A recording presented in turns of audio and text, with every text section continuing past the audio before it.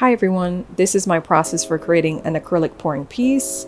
I have a piece of foam board in the back and I taped the edges of the back so that no paint would drip on it. I found these little stands on Amazon to put the painting on so that the paint would drip off instead of dripping to the back.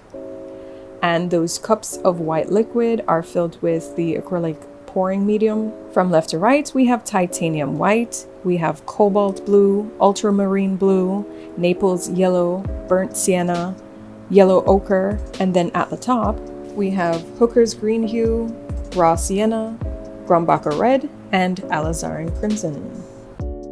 At this point, I am mixing in my colors now, just using maybe 3 or 4 squirts max in each cup. I'm mixing it with a paintbrush so I can really get that mixed out properly and have no lumps. It's better to use high flow acrylics or inks or even pigments, but I just did not want to spend more money, so this is what I do. The concept behind this piece is to create an abstract depiction of what it looks like under the sea, in the Caribbean Sea. And then basically once this dries, I'm going to be doing another one of my portraits over pourings. I guess that's kind of my thing now.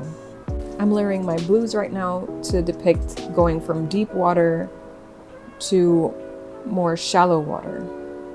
And of course that is kind of like the sand right there. You'll be seeing me use a hairdryer throughout the process to help mix the colors and to create these interesting patterns.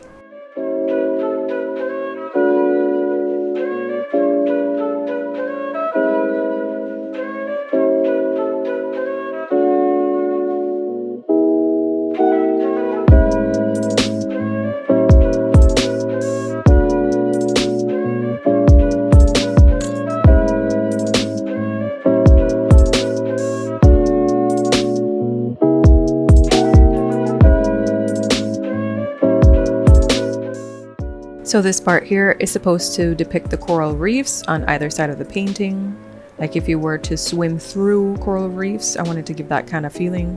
The brown is the rockier elements, whereas the peach is more of the fan type corals.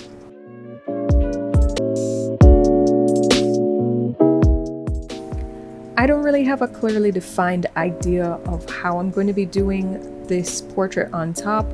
I know I'm going to be letting a lot of the background show in the face, but most of what I'm doing these days is experimental and I'm just trying new things to see if it works, and if it works, it works. If it doesn't, then I can always repurpose it. Like the other pouring I did called Cosmos that I still have not completed as yet, where I painted the eyes over the part of the pouring that I didn't really like too much.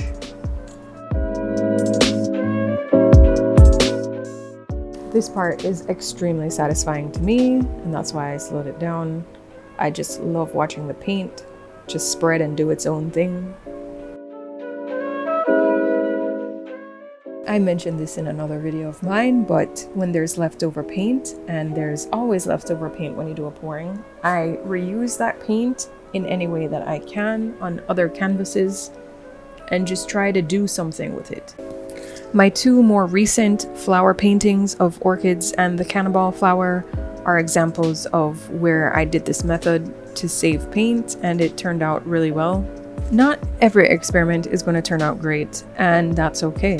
What I've learned from doing these pourings is that if something doesn't go the way that you want it to, doesn't mean that you should give up. It just means that maybe you should try something else with it, and who knows, maybe that will work out. I hope you found this video interesting. Please let me know in the comments, and also please subscribe and follow for more.